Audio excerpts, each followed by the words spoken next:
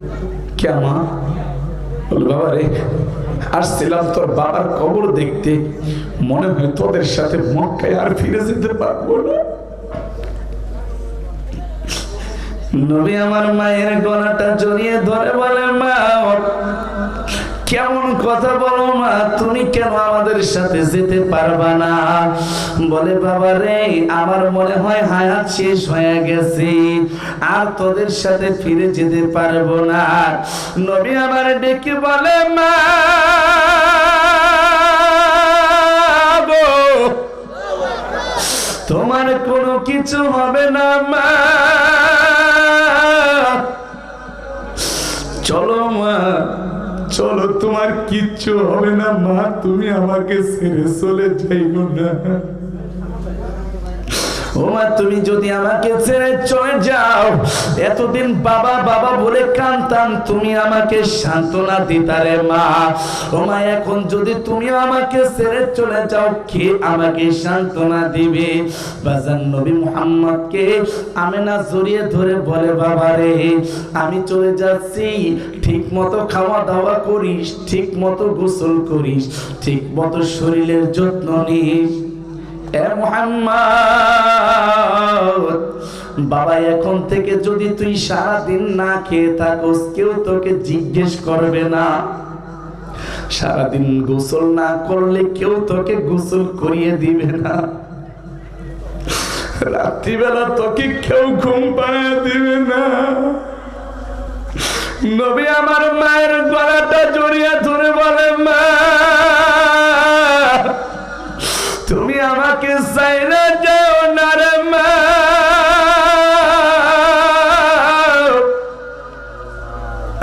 তুমি যদি আমাকে ছেড়ে চলে যাও, আমি মা বলে কাকে ডাকবো? কার কোলে মাথা রেখে আমি ঘুমাবো মা? কে আমাকে খাওয়া দিবে, কে আমাকে গোসল করায়া দিবে রে মা? বাজান হঠাৎ করে আমেনা ডেকে বলে, মুহাম্মদ রে, তোর কথাটা আমি রাখতে পারলাম না রে বাবা, বিদায় দে রে বাবা, দেখা হবে পরপারে। বাজান নবী মুহাম্মদকে কোলে নিয়া আমেনা দুনিয়া থেকে বিদায় নিয়ে যায়। নবী আমার মায়ের গলাটা জড়িয়ে ধরে বলে, মা সত্যি বুঝি তুমি আমাকে ছেড়ে চলে গেলা মা? মা আমি এখন কাকে মা বলে ডাকবো মা?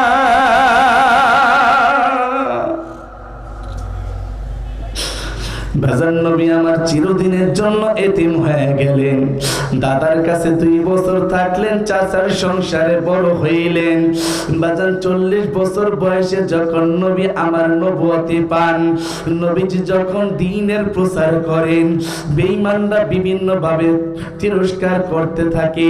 40 বছরের আগ পর্যন্ত সবার কাছে নবীজি ভালো, কিন্তু 40 বছর বয়সে যখন নবুয়ত পান, তখন যেই লোকগুলা আগে আল আমিন উপাধি দিয়েছিল, সেই লোকগুলা এখন নবীজিকে পাগল বলে। নাউজুবিল্লাহ, জোরে বলেন। যারা এতদিন বলতো নবী মুহাম্মদ আল আমিন, এখন তারাই বলে মুহাম্মদ পাগল হয়ে গেছে। নাউজুবিল্লাহ, জোরে কোন। কেন পাগলটা বলে কেন এটা জানেন? মুহাদ্দিসিনে কেরাম বলেন, ওরা ইচ্ছা করলে কিন্তু বলতে পারতো মুহাম্মদ মিথ্যা কথা বলে, কিন্তু মিথ্যা কথা বলে এই কথা বলবে না কেন? বলে এই লোকেরাই বলবে, সাধারণ জনগণ বলবে, তোমরাই তো তাকে আল আমিন উপাধি দিয়েছিলা, এখন কেন তোমরা তাকে মিথ্যাবাদী বলতেছো? তার মানে তোমাদের স্বার্থে ব্যাঘাত ঘটেছে, ঠিক কিনা জোরে বলেন। আহা, এখন বলে মুহাম্মদ পাগল হয়ে গেছে। এই মুহাম্মাদের কাছে তোরা কেউ যাবি না, তোরা কেউ যাবি না। লোকজনে যায় না, লোকজনে যায় না দোস্ত, কিন্তু এই সোরার ঘরের সোরারা প্রত্যেক দিন রাত্রিবেলা নবী মুহাম্মদের কোরআনে কারিমের তেলাওয়াত শুনতে যায়। আল্লাহু আকবার, জোরে বলেন। প্রত্যেক দিন যখন তেলাওয়াত শুনতে যায়, হঠাৎ করে আবু জাহেল ডেকে বলে, এই শোন, তোরা প্রত্যেক দিন যদি কোরআন তেলাওয়াত আমরা সবাই শুনতে আসি, তাহলে তো পাবলিক মনে করবে মুহাম্মদ সত্য, আমরাই মিথ্যা।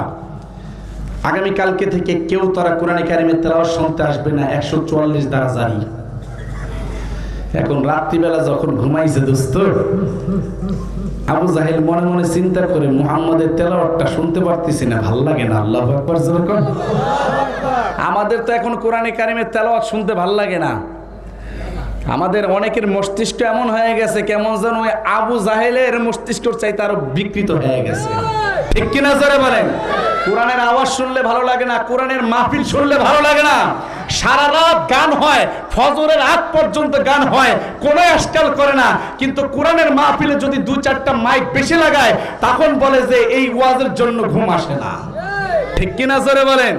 আবার ওয়াজ দিতে যাইবেন, কিছু লোকে বলবে এত ওয়াজের দরকার কি, কয় কি কয় না, এত ওয়াজের দরকার কি?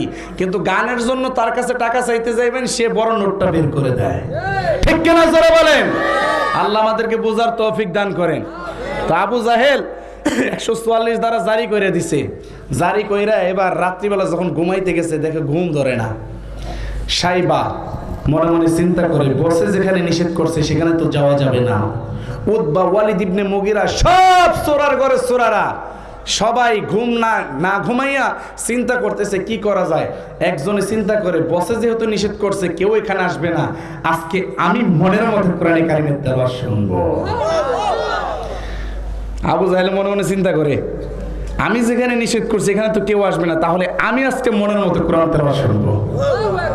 দোস্ত, মাঝখানে আরেকটা কথা বলি।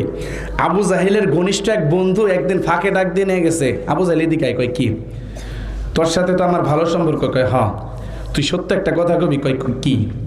আচ্ছা তুই কত, মুহাম্মদ কি সত্য নবী না মিথ্যা নবী? আবু জাহেল কয় মুহাম্মদ 100% সত্য নবী। আওয়াজ হইব না, আরো জোরে বলেন, আরো জোরে বলেন সুবহানাল্লাহ। আর একটু করবো না, শেষ করে দিব।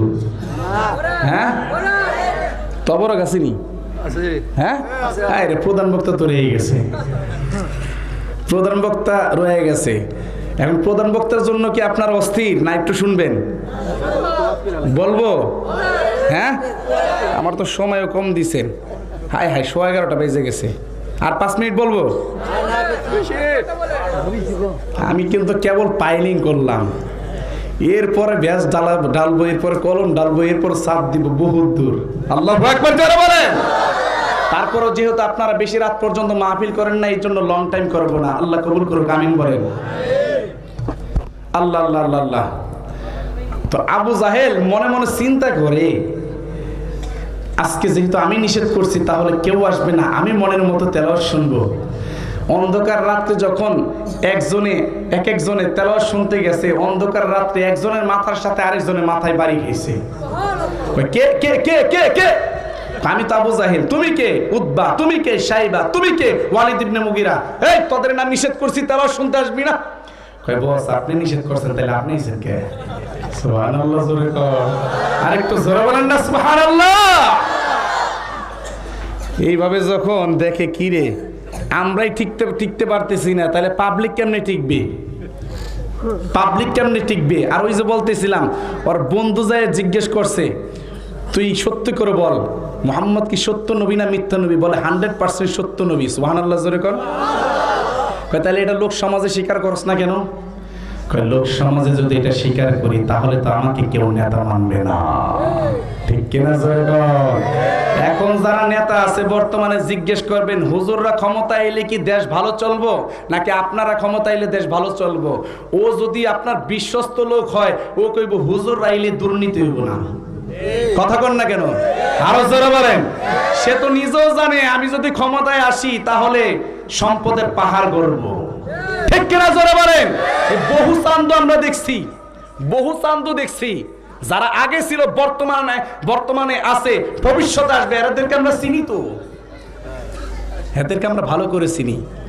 তো তাদেরকে যদি বলেন তাহলে হুজুরদের হাতে ক্ষমতা দাও না কেন? বলে হুজুরদের হাতে যদি ক্ষমতা দেই তাহলে তো আমাদের কিছুই থাকবে না, ঠিক কিনা জোরে বলেন। বলে মুহাম্মদকে যদি আমরা বলি সত্য নবী লোক সমাজে, তাহলে তো মুহাম্মদকে নেতা মানবে, আমাদেরকে নেতা মানবে না। এই জন্য প্রকাশ করি না, এই জন্য স্বীকার করি না। আল্লাহু আকবার জোরে বলেন। এবার আবু জাহেল হঠাৎ করে ডেকে বলে, এই শোন, নজর ইবনে হারেসরে ডাক দে। ওনা বিদেশ থেকে একটা গায়িকা আনছে, নায়িকা গায়িকা, যে ড্যান্সও করতে জানে, এরপরে গানও গাইতে জানে, ওরে ডাক দে। মুহাম্মদ যখন ঘরের ভিতর কোরআনে কারিমে তেলাওয়াত করবে, ওই সময় ওকে দিয়া তাক দিনাদিন দিন বাজাইয়া নাচ গান শুরু করে দিবে। নাউজুবিল্লাহ জোরে কোন, আরেকটু জোরে বলেন, আরেকটু জোরে বলেন।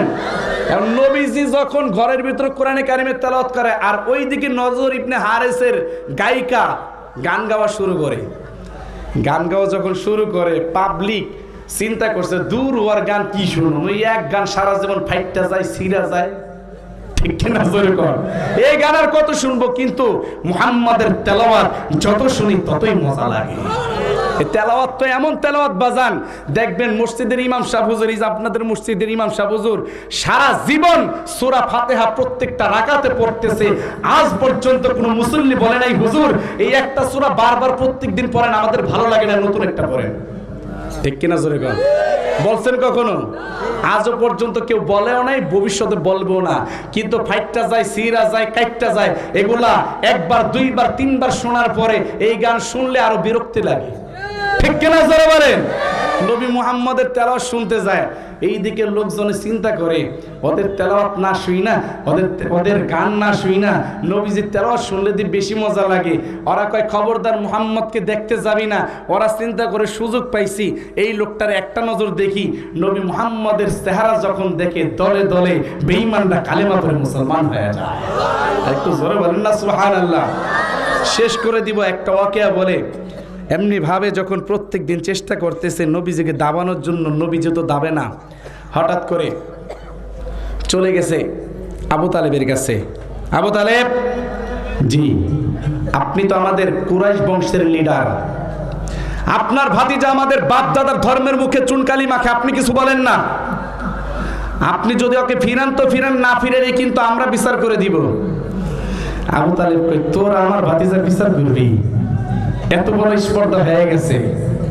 আচ্ছা ঠিক আছে। নবীজি যখন সারাদিন দাওয়াতের কাজ করে বাসায় আসছেন, আবু তালেব ডেকে বলে, ভাতিজা। জি চাচা। তোমাকে একটা কথা বলি। কি?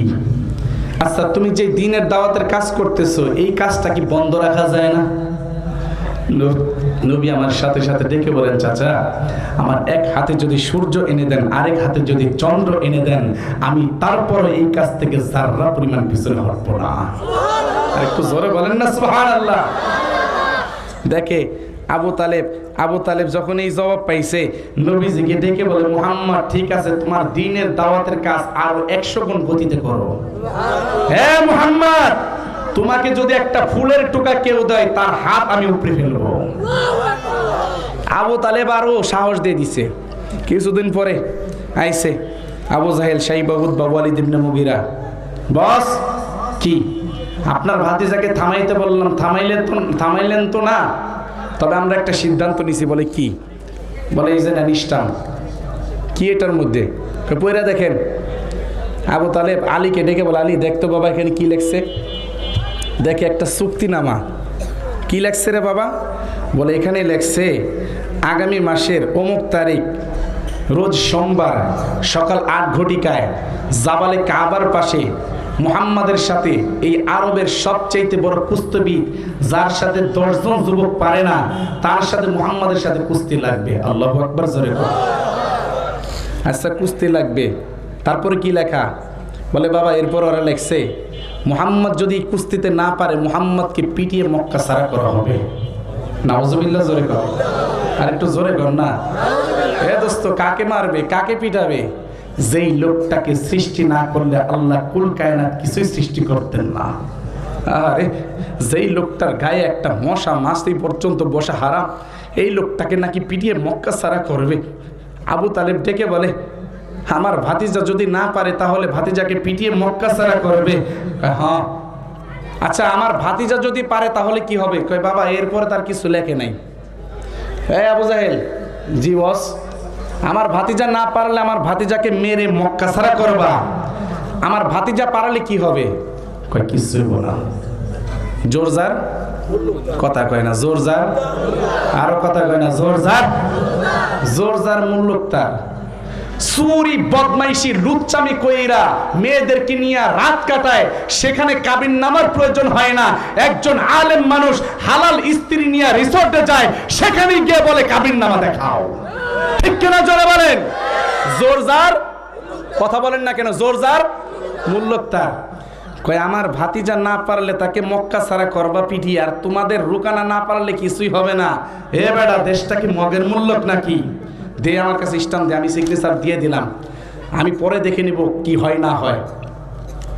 এবার এই সিগনেচার দেওয়ার পরে বাবা, সিগনেচার দেওয়ার পরে আবু তালেব মনে মনে চিন্তা করে, সিগনেচার তো দিয়ে দিলাম, কিন্তু আমার ভাতিজা তো জীবনে কাউকে একটা চরও মারে নাই, একটা ঘুষিও মারে নাই, কিলো মারে নাই, ও কেমনে ওর সাথে পারবে? আরে রুকানা তো এমন রুকানা, ওর সাথে 10 জন যুবকও পারে না। এবার মনে মনে চিন্তা করতেছে কি করা যায়। বাজান আস্তে আস্তে আবু জাহেল হাঁটতে হাঁটতে খাদিজার বাড়িতে চলে গেছেন। নবী আমার খাদিজার ঘরে ঘুমাইতেছেন, গিয়ে ডাক দিয়েছে, মুহাম্মদ জাগনা আসুনি বাবা, বের হও। খাদিজা বের হয়েছে। চাচা, আপনার ভাতিজা ঘুমাইতেছে, যা বলার আমার কাছে বলা যাবে নাকি? বলে, মারে তোর কাছে বলা যাবে না, মুহাম্মদকে ডাক দে। হঠাৎ করে নবী আমার সামনে আসছে। চাচা, এত রাত্রে আপনি? বলে, হ বাবা, একটা কথা বলতে আসছে, একটা পরামর্শ। নবী আমার ডেকে বলে, চাচা আপনি যেই জন্য আসছেন এই কথাটা যদি আমি বলে দিই তাহলে কেমন হয়? না, ওয়াজার হইতো না। আরো জোরে বলে, আরো জোরে বলে। বলবো এটা না শেষ করে দিব? সবাই শুনবেন না মনে হয়? বলবো না শেষ করে দিব? আমি আবার বলতেছি। বলে, চাচা আপনি যেই কথাটা বলার জন্য আসছেন এই কথাটা যদি আমি বলে দিই তাহলে কেমন হয়? দোস্ত, ওই জামানায় তো আর টেলিফোন নাই যে ফোন করে আরেকজনে কয়ে দিব। বলে, বাবা ও বাবা, আমি তোমার কাছে কেন আসছি তুমি কেমনে কইবা? বলে, চাচা বলি। বলে, বলো। বলে, চাচা গো, কিছুক্ষণ আগে বেঈমানরা আপনার কাছে আসছিল একটা স্টাম্প নিয়ে। ওরা সেখানে লেখছে আমার সাথে নাকি রুকানার সাথে কুস্তি হবে, আমি না পারলে আমাকে পিটিয়ে মক্কা ছাড়া করে দিবে, আর যদি আমি পারি তাহলে কিছুই হবে না। আপনি সেখানে সিগনেচার করে দিয়েছিলেন? বলে, হ্যাঁ সিগনেচার করে দিয়েছিলাম। বলা, চাচা এই কথাটাই তো বলতে আসছেন? হ্যাঁ এই কথাই তো কইতাইছি, তো তুমি কেমনে জানো? আল্লাহু আকবার, জোরে কর। বলে, চাচা জি আপনার সামনে যখন বেঈমানরা আসছে, জিবরাইল আমিন সাথে সাথে খাদিজার ঘর থেকে নিয়ে আপনার ঘর পর্যন্ত সমস্ত পর্দা সরিয়ে দিয়েছে। ও চাচা, জিবরাইল আমার সামনে স্টাম্পটা দেখা দিয়েছে গো। আমি তখন স্টাম্পটা দেখলাম, এইভাবে তারা চুক্তি করেছে। আবু তালেব ডেকে বলে, বাবা হ্যাঁ আমি তো বলছি, কিন্তু আমি তো সিগনেচার দিয়ে ফেলাইলাম, বাবা আমি কি করব তুমি একটু বলো, আমি কি ওদেরকে নিষেধ করে দিব? নবী আমার ডেকে বলে, চাচা আপনি যেহেতু সিগনেচার দিয়েছেন তাহলে সিগনেচার থাক, আমিও প্রস্তুত আছি। আল্লাহু আকবার, জোরে কর। বাবা তুমি তো জীবনে কাউকে চোর ঘুষি থাপ্পড় মারো নাই, তুমি করার লগে পারবা? চাচা আমি না পারলে কি হবে, যদি আমার সাথে আমার আল্লাহ থাকে অবশ্যই অবশ্যই পারবো। বাবা তুমি তো জীবনে কারোর সাথে কুস্তি লাগো নাই। বলে, চাচা আমি তো একা না, আমার সাথে একজন আছেন, তিনি কে? একটু জোরে বলেন, তিনি কে? আবু তালেব যাইতেছে। চাচা আপনি ঘুমান গিয়া। আবু তালেব যায় আর মনে মনে চিন্তা করে। দেখবেন মুরব্বীরা কিন্তু একটু বেশি টেনশন করে, হ্যাঁ একটু বেশি টেনশন করে। কি করলাম, আমার ভাতিজা কি পারবে? না পারলে যদি ওকে পিটায় আসলো তখন তার আমার কোনো কথা থাকবে না, যেহেতু আপনি সিগনেচারে সাইন করে দিয়েছে, সিগনেচার দিয়ে দিছি, তখন তো আমার আর কোনো কথা থাকবে না। বাজান নবী আমার আবু তালেবকে বিদায় দিয়া জায়নামাজটা বিছাইছে। জায়নামাজ বিছায়া মালিকের সাথে প্রেম করা শুরু করে দিয়েছে।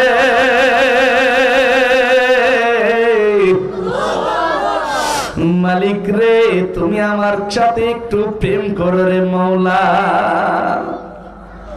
ও মাওলা, আমার চাচা সিগনেচার দিয়ে দিয়েছে, আমিও রাজি হয়ে গিয়েছি। আমি তো জিন্দগিতে কারোর সাথে কুস্তি লাগি নাই, জীবনে কাউকে আমি আঘাত করি নাই। মালিক রে, এই কুস্তিতে একমাত্র তুমি যদি আমার সাহায্য করো তাহলে আমি পারবো, নচেত পারবো না। মাওলা তুমি আমার সাথে একটু কথা বলো, মাওলা তুমি আমার ডাকে একটু সাড়া দাও। আল্লাহু আকবার, জোরে বলে। মুসার সাথে কইছো কথা, তোর পাহাড়ে নিয়া, আমার সাথে কইবানি কথা খাদিজার ঘরে বইয়া। ও মালিক, তোমার খলিল ইব্রাহিমের সাথে কইছো কথা,